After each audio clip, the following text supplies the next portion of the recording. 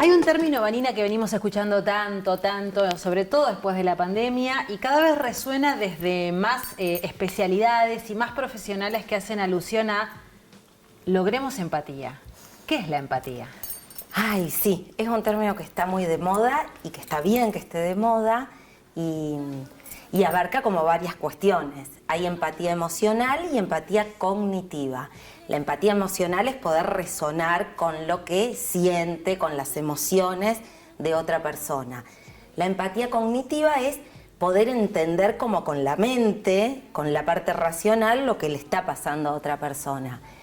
Pero bueno, los dos términos, empatía social, empatía cognitiva, empatía emocional, apuntan a que en el año 1996 se descubre un grupo de neuronas en nuestro cerebro que se llaman neuronas en espejo. Esto es uno de los descubrimientos más interesantes de las neurociencias, porque este grupito de neuronas hace que nuestro cerebro imite en espejo los movimientos que ven las demás personas, los comportamientos, las acciones, las emociones y los sentimientos. Es decir, este grupo de neuronas se activa cuando vemos a alguien hacer algo. Por eso este grupo de neuronas son muy importantes para pensar el concepto de empatía, porque nos permiten resonar con lo que le pasa a otra persona y nos permite anticiparnos.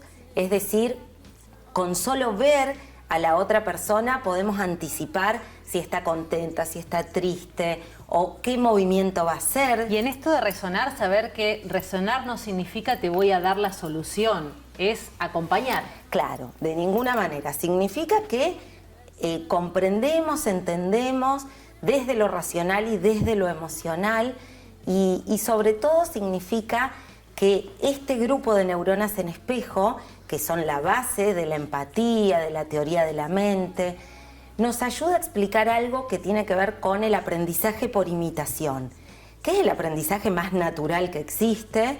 Desde que nace el bebé, desde las 72 horas, ya tiene este grupo de neuronas activas y nos puede imitar. Cualquiera que haya sido mamá o papá sabe que el bebé imita todo el tiempo. Y este grupo de neuronas nos permite reflexionar sobre un concepto muy importante que tiene que ver con que nuestras emociones también se pueden contagiar. Así como se contagian los virus, se contagian nuestras emociones. Nuestras emociones placenteras y displacenteras. El estrés también se contagia.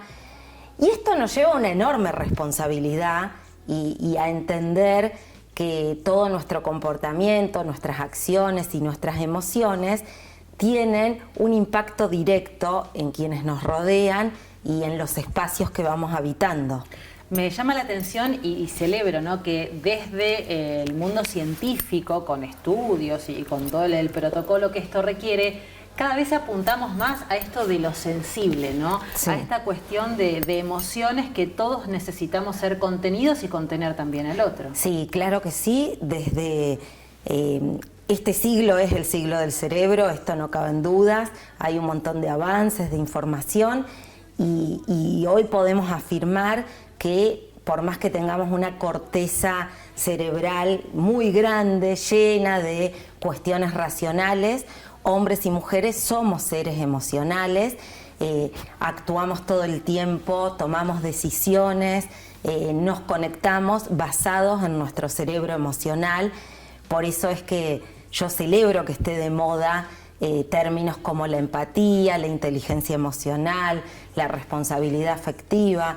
Y lo celebro porque me parece que estamos en un momento histórico que necesita. Es necesario, es necesario. Sí. ¿Estaríamos en un estadio de superación de aquellos años de individualismo al 100%? Y ojalá, ese es como el gran espíritu y esa es la apuesta, que podamos usar todo esto que nos enseña las neurociencias para comprender al otro, para entender que el otro está cursando su propia batalla, que la otra persona puede tener pensamientos diferentes a los nuestros, ejercer la tolerancia, la cooperación y la solidaridad como herramientas poderosas para cambiar un poquito el mundo.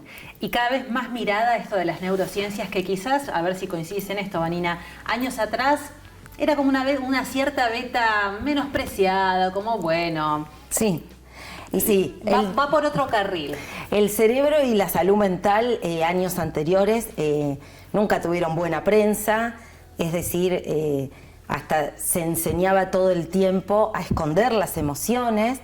Esto trajo muchas consecuencias, tanto para varones como para mujeres, y estamos en un momento interesante donde aprendemos a validar las emociones de los demás, las nuestras, a poder ponerlas en palabras y a tratar de modularlas para que no sea un caos nuestra vida en la comunidad.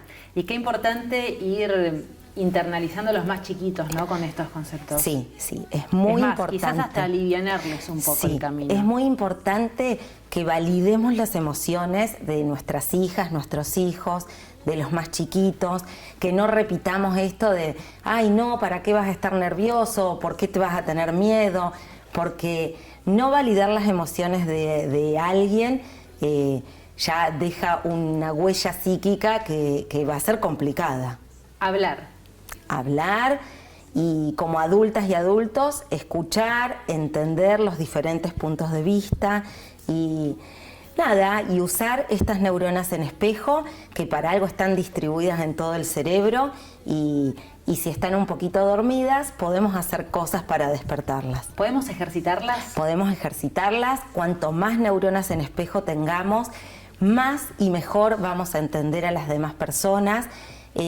Más nos vamos a poder poner en los zapatos de otras personas y también vamos a entender que las abuelas, las bisabuelas tenían razón, que se predica con el ejemplo, porque cada cosa que hacemos, cada comportamiento que tenemos, impacta directamente en estas neuronas en espejo de quienes nos rodean. Quizás lo más interesante sea el espejo con uno mismo. También, eso es muy importante, resonar y entender lo que nos está pasando, lo que necesitamos comunicar y necesitamos modular. Es decir, no podemos estar siempre con emociones displacenteras. Y hay un montón de ejercicios para hacer, por ahí ahora no es el momento, pero hay un montón de técnicas que podemos usar y bueno, y pensar en esto, en estas neuronas en espejo, en esto que nos trae las neurociencias y en esta capacidad de empatía, de vivir en sociedad y de aprender con otros, que es uno de los mecanismos cerebrales de la supervivencia. Claro, que lo hemos charlado en alguna otra ocasión. Sí, el cerebro es un órgano muy social y esto lo confirma. Lograr entre todos bajar ese concepto de la empatía que puede ser muy abstracto al día a día. Sí, tal cual. Esa es la apuesta y el deseo de que todas y todos podamos hacer eso. Gracias, Vanina.